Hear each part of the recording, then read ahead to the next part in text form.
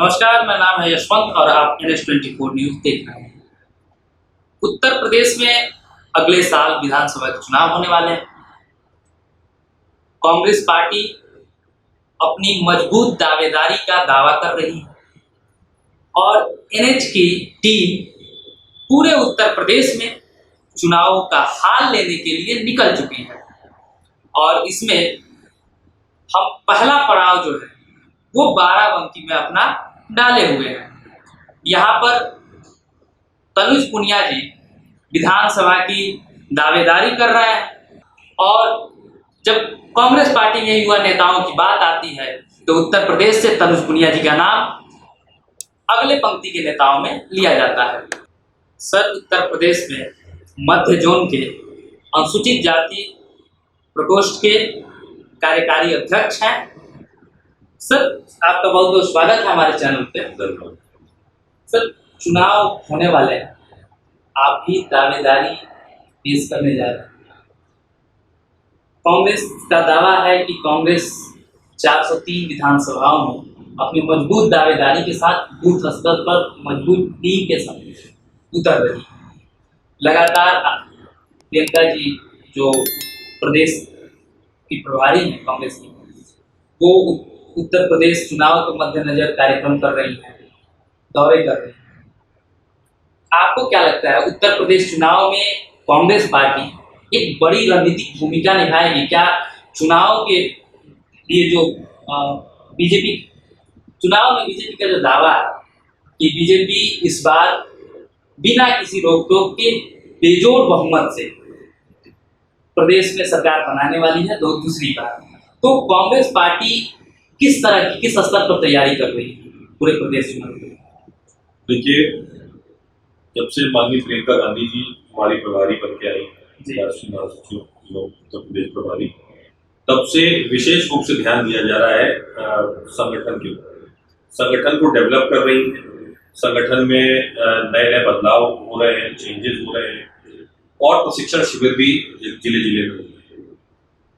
हमारे पास जो निर्देश आए हैं माननीय प्रियंका गांधी जी के द्वारा, माननीय अजीत कुमार लल्लू जी के द्वारा, तो ये निर्देश है कि जा करके और बूथ स्तर पे और ग्राम सभा के स्तर पे कांग्रेस पार्टी को एक मजबूत कैडर दिया जाए, एक मजबूती प्रदान की जाए। और अगर उत्तर प्रदेश में सबने ये काम कर लिया तो कांग्रेस पार्टी को कोई रोक नहीं सकता, क्योंकि जो कांग्रेस पार्टी की नींव है वो न जाति का कोई आधार है, न धर्म के आधार पर कांग्रेस राजनीति करती है, न कोई विशेष वर्ग के उस पर राजनीति करती है। हमारा हमेशा से पूरे समाज को साथ में लेकर के चलने की राजनीति रहती है। और साथ ही साथ विशेष ध्यान जो है कांग्रेस पार्टी किसान, मजदूर, गरीब, जो पिछड़े वर्ग के लोग हैं, जो दलित हैं, महिलाएं हैं, बच्चे हैं, इन पर विशेष ध्यान दे करके और कांग्रेस जो है समाज को जोड़ने का काम करती है। और इसी श्रृंखला में जगह जगह अभी कुछ दिन पहले सुल्तानपुर में पूरे प्रदेश स्तरीय प्रशिक्षण शिविर हुआ था। उसके बाद अब जिलों में हो रहा है, बाराबंकी जिले में हो चुका है प्रशिक्षण शिविर नया पंचायत स्तर का। कुछ दिनों के बाद प्रशिक्षण शिविर बूथ और ग्राम पंचायत स्तर का होगा। तो नया कैडर बना रहे हैं कांग्रेस पार्टी, हर गाँव में हर वर्ग के, हर समाज के, हर धर्म के लोगों को जोड़ने का काम कर रहे हैं और साथ ही साथ उनको ऐसा प्रशिक्षण दे रहे हैं, कांग्रेस के बारे में बता रहे हैं जो झूठ भारतीय जनता पार्टी के द्वारा फैलाया जा रहा है, जो अफवाहें फैलाई जा रही हैं, उनको दूर किया जा रहा है, उन अफवाहों को हटाया जा रहा है, साफ किया जा रहा है, सच बताया जा रहा है। तो ऐसे में एक माहौल कांग्रेस पार्टी की तरफ पूरे प्रदेश में धीरे धीरे उत्पन्न हो रहा है। सर, कई राजनीतिक विश्लेषक जो है वो इस चुनाव को इस रूप में देखते हैं कि ये एक तरह से धर्म बनाम सेकुलरिज्म का भी चुनाव है। तो आप क्या समझते हैं कि धर्म जो है, जो एक उग्र हिंदू राष्ट्रवाद जिसकी बात आरोप कांग्रेस पार्टी भी लगाती है गाय बगाए, और राजनीतिक विश्लेषकों का भी मानना है कि एक उग्र राष्ट्रवाद फैलाया जा रहा है जिससे हिंदुओं को पोलराइज किया जा रहा है, और एक तरफ जहाँ कांग्रेस पार्टी सेकुलरिज्म, गांधीज्म को मानने वाली है, सबको जोड़ कर लेकर चलने वाली है।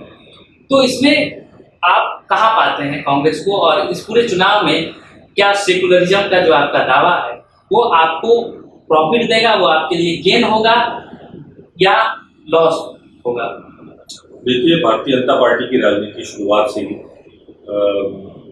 देश को बांटने की राजनीति है। इन्होंने अंग्रेजों का जो नीति होती थी, फूट डालो और राज करो, डिवाइड एंड रूल वाला जो इनका कॉन्सेप्ट है, वो अंग्रेजों से इन्होंने लिया है। आज़ादी के पहले अंग्रेजों के लिए काम करा करते थे, देश के क्रांतिकारियों के खिलाफ काम किया करते थे, और अब ये देश के खिलाफ काम कर रहे हैं। जब समाज को आप बांटेंगे, समाज, पूरा समाज हमारा है, पूरा देश हमारा है, जिस तरह से वो प्रोडक्टिविटी दे सकता है, जिस तरह से वो अपने आप को बढ़ा सकता है अंतर्राष्ट्रीय स्तर पर, उस तरह से नहीं बढ़ा सकता, क्योंकि कैपेसिटी हमारी कम हो जाती है, प्रोडक्टिविटी हमारी कम हो जाती है। और सेक्युलरिज्म जो है वो कांग्रेस का दावा नहीं, वो हमारे संविधान का दावा। हमारा संविधान, हमारा कानून, सब कुछ सेक्युलरिज्म के। लेकिन अगर आप गहराई में जाके समाज में अगर आप देखें, तो भारतीय जनता पार्टी की जितनी भी नीतियां रही हैं, विशेष रूप से जो आपका अव्यवस्थित जीएसटी जो इन्होंने किया, लागू किया, उसके बाद इन्होंने जो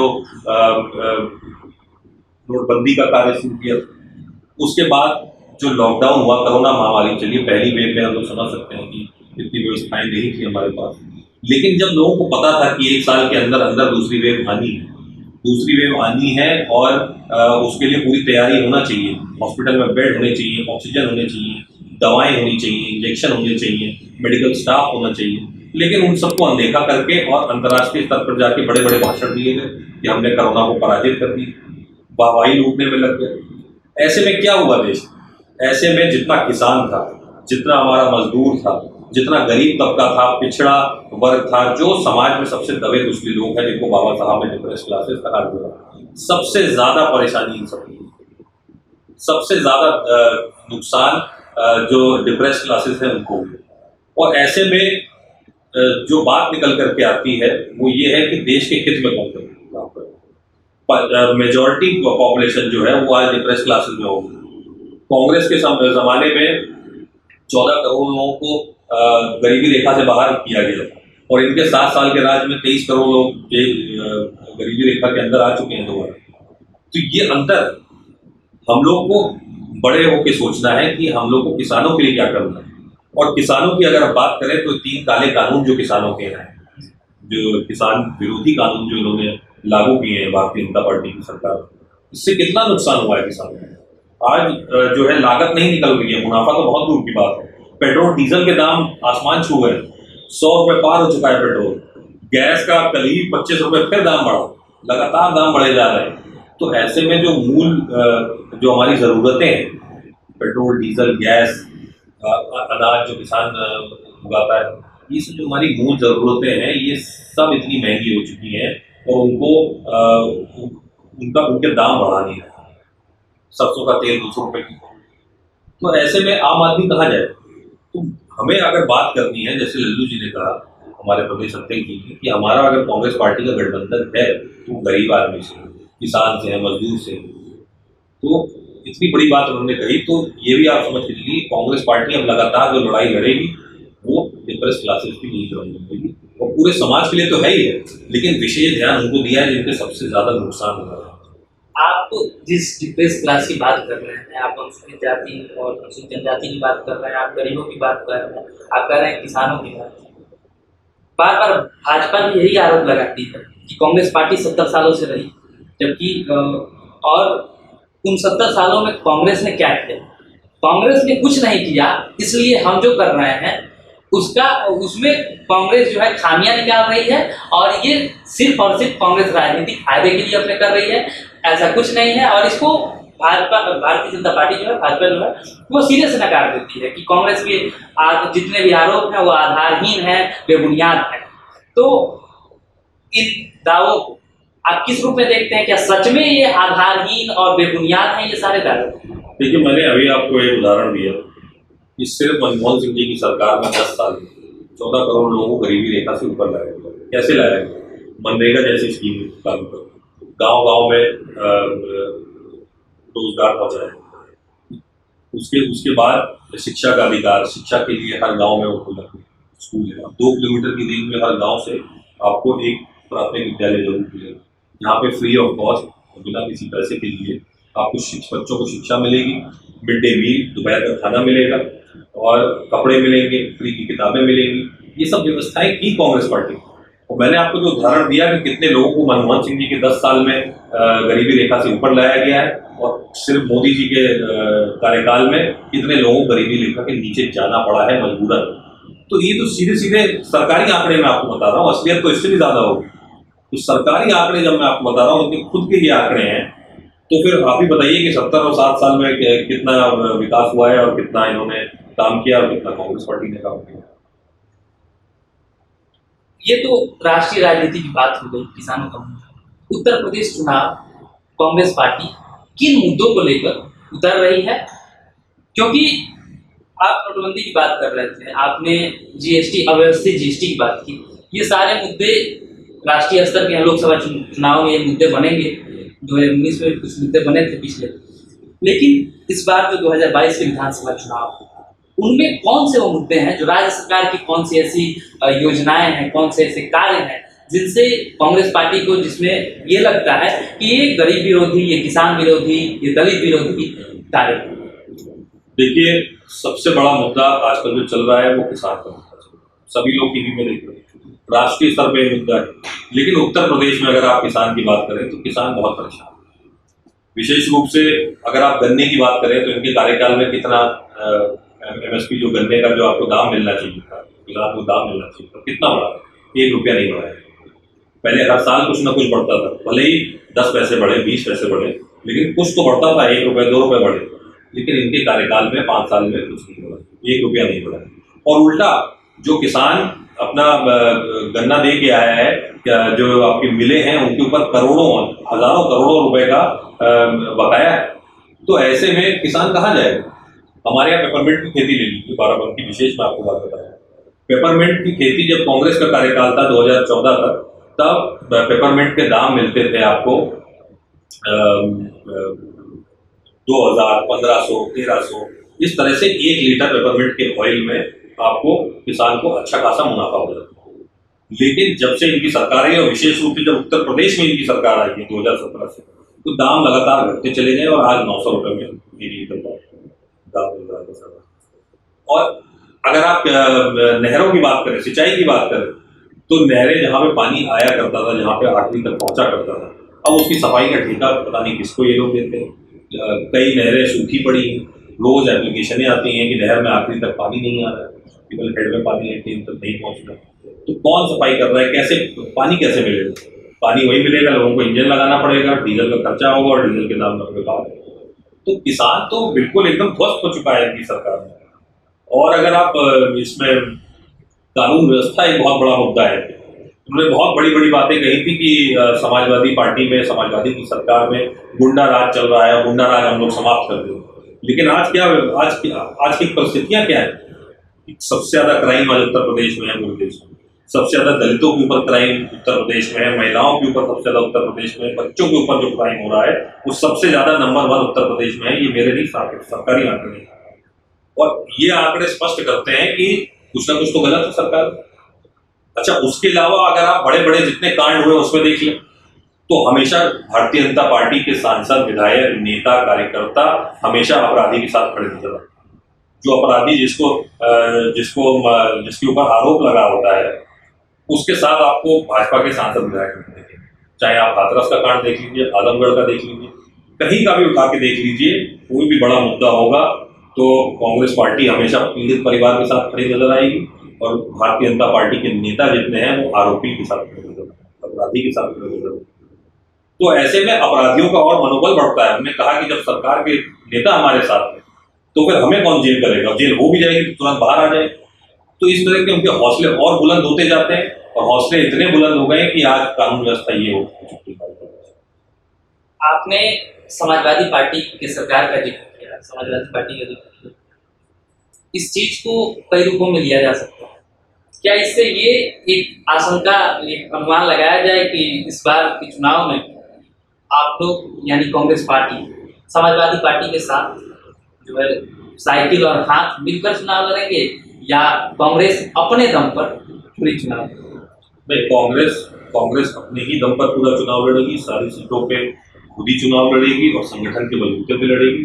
बाकी जहाँ तक गठबंधन की बात है, तो जहाँ तक मुझे पता है कोई ऐसे गठबंधन की चर्चा नहीं है, ना किसी भी पार्टी के साथ कोई भी गठबंधन की चर्चा नहीं हुई है। लेकिन अगर होती भी है तो वो माननीय प्रियंका गांधी जी जो कि हमारी प्रभारी है वो तय करेंगे।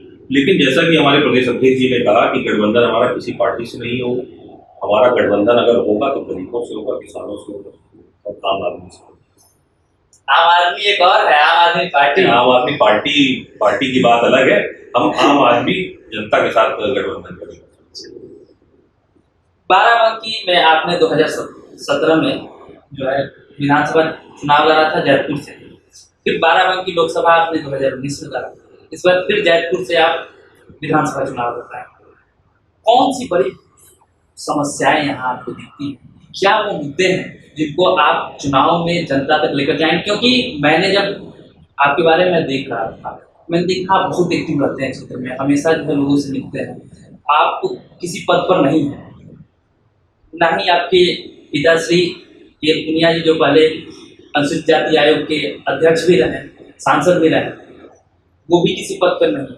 परिवार में कोई भी सरकारी पद अभी नहीं है, उसके बावजूद भी आप लोगों की समस्याओं का निस्तारण करते हैं। सोशल मीडिया पर आपकी बहुत बड़ी फैन फॉलोइंग है, तो लोग से जब आप मिलेंगे तो, और जब आप मिलते भी रहे हैं तो आपको जो जमीनी हकीकत है उसका अंदाजा है। तो कौन से वो मुद्दे हैं, किन मुद्दों को लेकर आप इस बार चुनाव में जाएंगे? क्योंकि रिफ्लेक्ट तो करना होगा जनता को। देखिए, जो मुद्दे हैं, एक तो प्रदेश और राष्ट्रीय मुद्दे मैंने आपको बताया। जो लोकल मुद्दे हैं उसमें सबसे बड़ा तो एक किसान का मुद्दा है ही। इसके अलावा आपकी जो रोडें हैं वो बहुत ध्वस्त हो चुकी हैं। स्टेट हाईवे भी जो निकल रहे हैं वो एकदम गड्ढे ही गड्ढे भरे पड़े हैं। ये एक बहुत बड़ी समस्या है। जो लोकल रोड्स हैं, जो गांव बड़े बड़े गांव को कनेक्ट करती है, उसमें बहुत बड़े मुद्दे हैं। नहर की मैंने आपको बात बताई, नहर की बातें जयपुर के लोगों ने ही मुझे बताई। जब अभी गांव गांव रुकने का प्रोग्राम हुआ था हम लोग का, तो हम लोग गए थे हर जगह। गाँव वासियों ने बहुत बड़ी समस्या ये बताई कि नहर में पानी नहीं आता है। सफाई का ठेका किसको देते हैं, वो ढंग से करते नहीं है काम, ढंग से सफाई नहीं होती है, बस कागजी कार्रवाई हो जाती है। तो एक नहर का भी बहुत बड़ा मुद्दा है जयपुर विधानसभा। एक और मुद्दा है युवाओं को लेकर के, यहाँ पे कोई रोजगार का साधन नहीं है। तो युवाओं की एक बहुत बड़ी ये पीड़ा थी कि हमें अगर जाना होता है तो हम बाराबंकी आते हैं जयपुर से। कुछ लोग बहुत दूर असंधरा, यहाँ से 50 किलोमीटर 55 किलोमीटर दूर है बाराबंकी से, वहाँ से उनको आना पड़ता है बाराबंकी में नौकरी के लिए। और कुछ लोगों को लखनऊ जाना पड़ता है, कुछ लोगों को कहीं और जाना पड़ता है, सुल्तानपुर, रायबरेली, अमेठी जाना पड़ता है नौकरी के लिए। तो ऐसी नौकरी की व्यवस्था ना किसी सांसद ने, ना किसी विधायक ने यहाँ पे व्यवस्था की। माननीय पीएल पुनिया जी जब सांसद थे यहाँ से लोकसभा के, तो उन्होंने युवाओं को बढ़ावा देने के लिए, उनको प्रशिक्षित करने के लिए, रोजगार योग्य बनाने के लिए, एक यहाँ पे बरैया चौराहा पड़ता है हमारे यहाँ जयपुर, वहाँ पे पॉलिटेक्निक ITI का निर्माण करवाया था। वो पॉलिटेक्निक बन गया था, बिल्डिंग बन गई थी 2012-13 तक, लेकिन 14 में सरकार बदल गई तो वो शुरू नहीं हो पाया और वो खंडित रूप में यहाँ पड़ा। 2018 में फिर हम लोगों ने धरना दिया, रोड जाम करी, प्रशासन से मांग करी कि इसको तुरंत चालू करवाया जाए, हमारे युवाओं का भविष्य का सवाल है। तो तब जाके वो धरना प्रदर्शन करने के बाद प्रशासन की आँख खुली, सरकार की आँख खुली और तब जाके वो पॉलिटेक्निक चालू हुआ। तो प्रशिक्षण की हमारे विधानसभा क्षेत्र में जो है व्यवस्था करा दी गई। शिक्षा में भी 3 स्कूल खुलवाए गए थे जयपुर विधानसभा क्षेत्र में, जयपुर कस्बे में बल्कि एक बालिका विद्यालय खुलवाया गया था। तो इस तरह से माननीय सांसद जी ने बहुत मेहनत करी, लेकिन अभी तक रोजगार का कोई वहाँ पे वो नहीं। तो इसलिए जब जैसे ही अगर जो जयपुर के लोग हैं, क्षेत्रवासी हैं, तो समझते हैं कि उनको किसी और कर पाओ, तो फिर वहाँ पे सबसे पहले रोजगार की व्यवस्था देखी। हम लोग एक इसको आप रैपिड फायर भी कर सकते हैं, या फिर इसमें मैं कुछ शब्द बोलूँगा और पहला थॉट जो आपके दिमाग में आएगा वो आपको बोलना है। अगर आप चाहें तो स्किप कर सकते हैं, उसमें कोई दिक्कत नहीं। कांग्रेस पार्टी, सोनिया गांधी, राहुल गांधी, प्रियंका गांधी, पीएल पुनिया, पिताजी, अजय कुमार लालू, हमारे अध्यक्ष, प्रधानमंत्री नरेंद्र मोदी, स्किप कर देंगे, योगी आदित्यनाथ। इसको भी स्किप कर देंगे। उत्तर प्रदेश की जनता। उत्तर प्रदेश की जनता स्वाभिमान और किसान आंदोलन।